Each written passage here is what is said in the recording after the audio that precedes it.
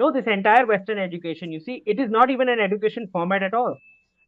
It was designed so that the Britishers could keep their colonies completely under their control. So they decided to start uh, feminizing all the men, confining them within four walls with a memory based syllabus.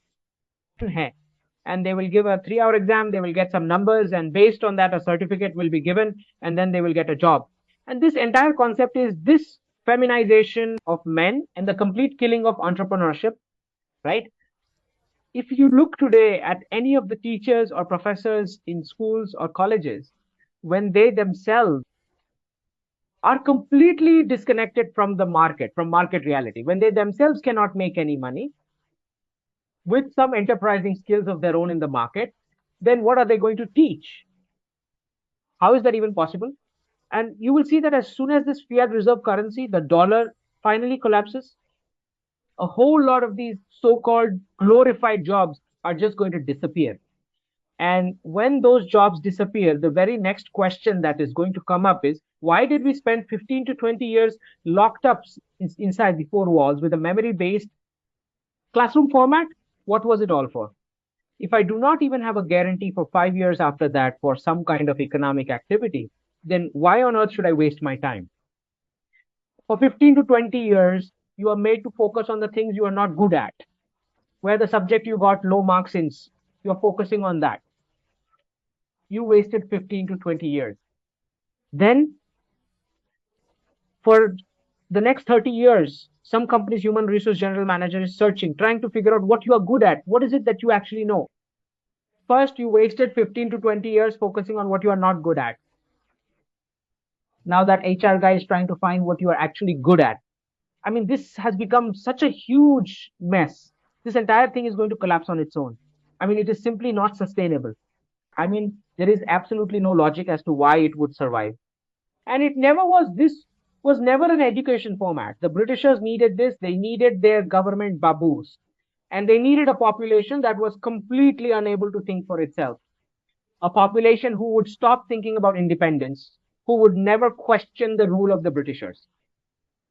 So, to feminize you, and I am using the word feminize specifically because memory, you see, memory is this memory based education, this format. Memory is specifically a feminine quality. It is more of a feminine feature, right? Which has absolutely nothing to do with market reality today. Today, whatever information I need in the market, if I need price or if I want to know anything at all, I have the use of technology for that. Memory has no role whatsoever in market realities. What possible role could it have? Right? So this entire format was made for this very reason. Okay, they have been up to a lot of mischief. The education format, it is not just this. So for one, it is human trafficking all the way from the classroom to jobs for the companies. Secondly, they brought in this co-education format. Now, why did they bring this co-education format? They will tell you that they brought it for the sake of equality. The reality is not this. The co-education format existed for one reason, their aim of 18th century industrialization, in which they wanted to treat women also as just another unit of labor. All right, so what was the benefit in this? For one, the government gets 50% of the population to collect taxes from if women are also working. Secondly, the entire birth rate gets controlled because if during their most fertile years, women are treated as a unit of labor, then she will not be thinking of childbirth and so on, right? Or at the very least, she will postpone it. So you will see that their objective of achieving a low birth rate is successfully completed. Their second objective that gets completed is that of low priced labor, because on an average, female employees are paid a lesser salary, right? And that is also because they have their own specific life choices. For instance, they want to go home early. They will not take transfers to other cities, etc., for whatever their reasons might be. Okay, so low price, stable labor is available. The government can tax them, and the birth rates, their agenda of bringing them down becomes completely successful. So it is for this reason they brought in co-education. They certainly did not bring it for any equality, right? And because in our South, it is often said that there were 6 lakh gurukuls specifically for girls, which all of these colonial powers came and destroyed. Okay. So Indian men and women, and in fact, entire Asian men and women were enterprising, right? I am not talking about any gender discrimination here. I am saying even men were enterprising. So this entire job-based format is wrong. Because if you proceed with this orientation of the education format, with getting a job as the ultimate goal, then basically you are saying you are going to be a dependent and a perpetually poor economy. I am not saying that everyone can do business, right? But if your main goal is to just get a job, which is the reality today, because for 15 to 20 years you have already wasted and caused damage in your own lifespan. So now you have no other option left except for a job, right? Nor is there any window left for you to experiment with a business idea and take it all the way to the break even point. Nor do you have the patience left thinking, I have become so old now. When is the cash finally going to come in? When will I start earning real money? So this whole our old format, which was completely enterprising, creating a perpetually rich economy. Indian women were business tycoons, some of the richest business tycoons on this planet. No feminist is ever going to tell you this. If you read any feminist text now or listen to a feminist give a speech, you will find they always only talk about the woman who has a job. Why is it that they do not talk about the housewife who is actually running the whole economy, empowering five or six other family members? Why is it that you do not talk about their rights? Why do you only talk about the rights of the employees who already have jobs? You see, this is a whole wave of individualism, of feminism that has been propagated all across the world so that people cannot start their own enterprises.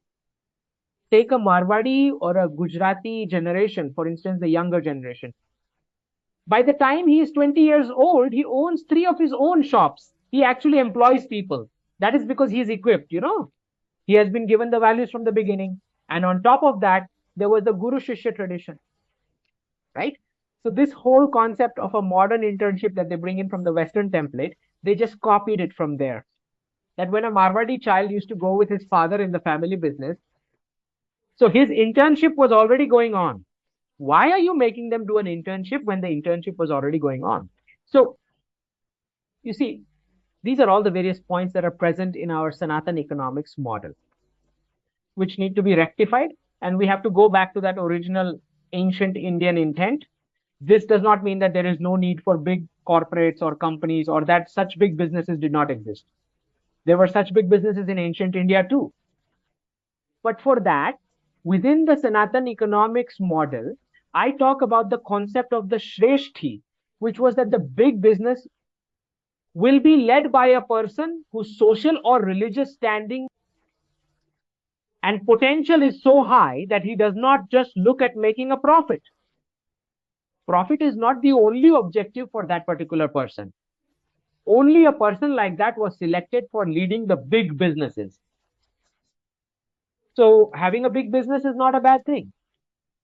But the leadership in a big business should be such that the family's own members' reputation is directly involved so that they do not reach a level of profit where human life itself starts getting endangered. It is where you see some capitalists talking about a depopulation agenda, saying, no, no, we cannot handle such a large population. There are some theories going around where people should be eliminated.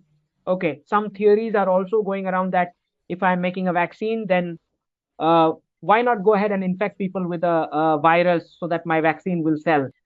So all of these tendencies did not exist in the big businesses of ancient India. And why was that? It is because we had the concept of the Shreshti, that only a Shreshti will lead the businesses. Okay, so he will ensure that this business is morally and ethically workable as well, over and above the profits. So for us, we do not even need those sessions that are held for business and ethics. We do not need those classes at all. We celebrate Dhanteras as a community festival. Only ethical profit should enter my home. That is what we mean when we say Shubh Labh, with the stickers we put on the door. We are literally saying that only ethical profit is allowed to enter my home. The meaning of Shubh Labh is that, so we are the only civilization that does this, which celebrates ethical profits as a community festival. And what are you going to teach us really? about business in ethics.